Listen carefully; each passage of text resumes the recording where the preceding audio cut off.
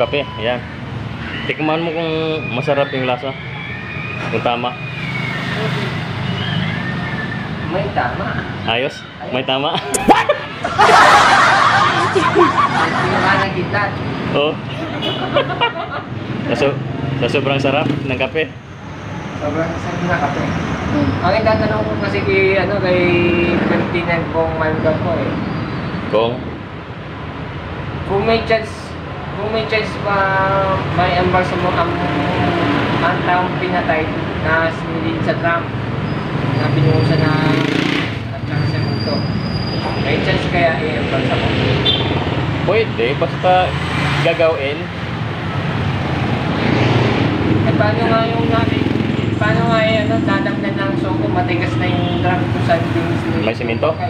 Simento? Oo. Mahirap nga yun.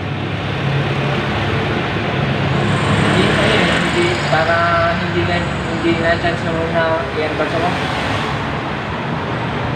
Ang kaso mo na yun. Itanong mo na lang para masagot. Kasi ako tinatanong mo, hindi ko rin naman masasagot yan. Pero lockdown talaga ng barangay size. Dahil sa shooting. Ng pulang araw. Pulang araw. Pero yung dito, punerarya. Magpapaalam lang sa barangay na may kukunin na muna ng patay. At may seservisan, lalo lang kung mag-debut. Kaya hindi malalockdown. Yun ang papapasukin at yun ang pwede mo nang papalabasin. May emergency.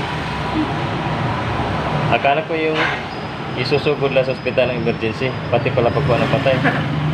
Hindi, halimbawa kung shootingan po ng araw itong area na to na malapit sa inyo. May pwede rin, depende rin. Kung may kukunin ko yung patay, pwede kayo papalabasin muna ninyo at alam na may kukunin patay.